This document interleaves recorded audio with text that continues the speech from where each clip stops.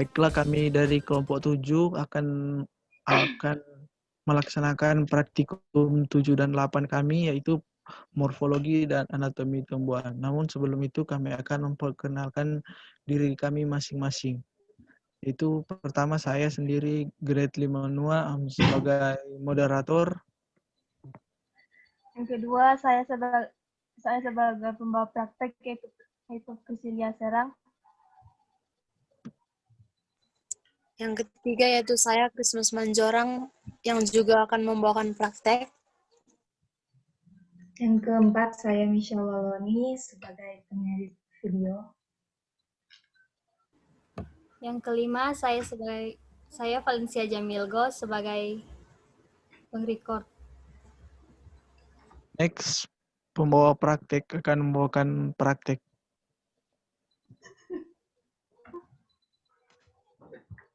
Di sini saya memegang tumbuhan yaitu lingkuas yang merupakan tumbuhan monokotil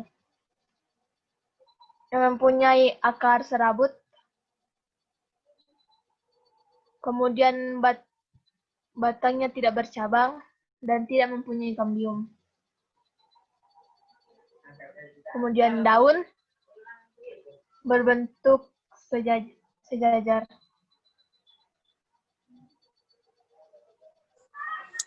Yang kedua yaitu tumbuhan dikotil. Di sini tumbuhan dikotil kami mengambil tumbuhan yaitu tumbuhan kopi. Ini. Yang pertama yaitu akarnya. Akarnya berbentuk akar tunggang, sehingga dengan adanya akar tunggang ini dapat menopang tumbuhan kopinya. Kemudian yang kedua batangnya. Batangnya pada umumnya jika batang pada dikotil dari bawah hingga ke atas itu semakin mengecil.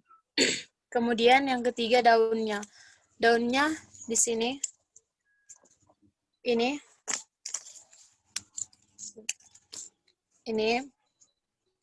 Daunnya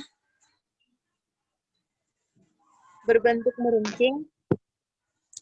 Kemudian pada kopi letak daun ada di batangnya tersusun rapi yang terdiri dari tangkai daun, terus helai daun, sehingga tanaman kopi ini sering disebut dengan daun bertangkai.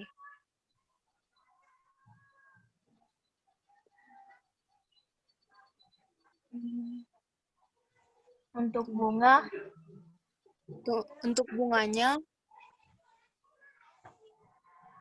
tumbuhan kopi berbunga banyak. Letak bunga kopi itu terletak pada ketiak daun yang disebut dengan floss lateralis. Dengan bunga yang membentuk suatu rangkaian, yaitu rangkaian suatu yang bergerombol pada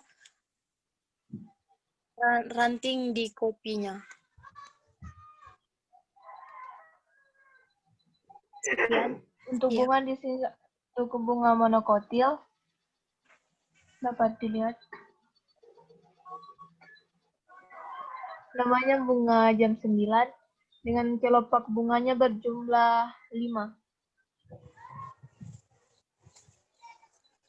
Lagi pada bunga kami ambil yaitu bunga kembang sepatu. Bunga kembang sepatu itu termasuk ke dalam bunga dikotil, yaitu ini. Bunganya tunggal, berbentuk trompet. Ini dia. Ini, berbentuk trompet. Letak bunganya berada di ketiak daun. Kemudian kelopaknya berbentuk lonceng yang terbagi menjadi 5. Ini kelopaknya ada 5. Kemudian mahkota terdiri 15-20 daun mahkota. Warnanya merah muda. Benang sarinya banyak ini. Benang sarinya ini yang kuning-kuning. Kemudian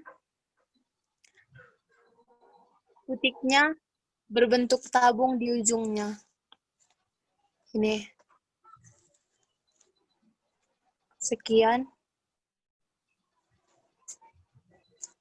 Kemudian Untuk anatomi pada jaringan penyusun pada tumbuhan dikotil dan dikotil yang terlihat dari jaringan penyusun akar, batang, dan daun dapat dilihat sebagai berikut. Yang ini merupakan struktur jaringan penyusun akar pada tumbuhan monokotil dan dikotil. Di sini yaitu akar tumbuhan dikotil, dan di sini akar tumbuhan monokotil. Dapat dilihat perbedaannya, yaitu letak floem dan xilem.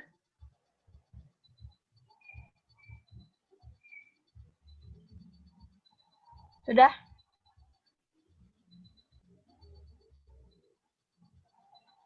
Akar tumbuhan dikotil tidak memiliki parenkim sentral, tetapi terdapat kambium di antara xilem dan floem.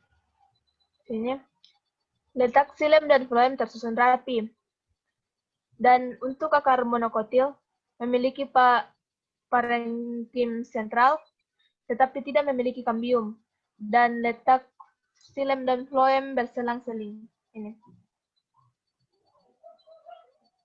Kemudian kedua, untuk jaringan batang, dapat dilihat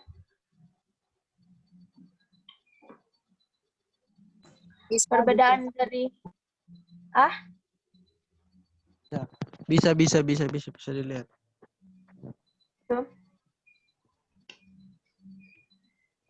Dapat dilihat perbedaannya dari letak xilem dan floem. Bisa. Kemudian terakhir, yaitu jaringan pada daun. Itu untuk tumbuhan monokotil dan dikotil.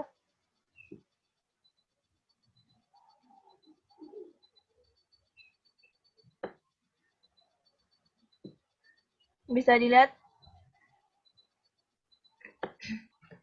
Bisa.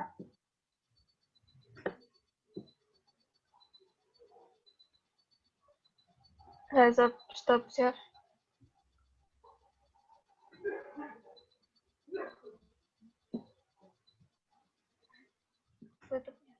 Oke, baiklah. Kami dari kelompok 7 tadi telah selesai membawakan praktek dari kelompok kami. Terima kasih.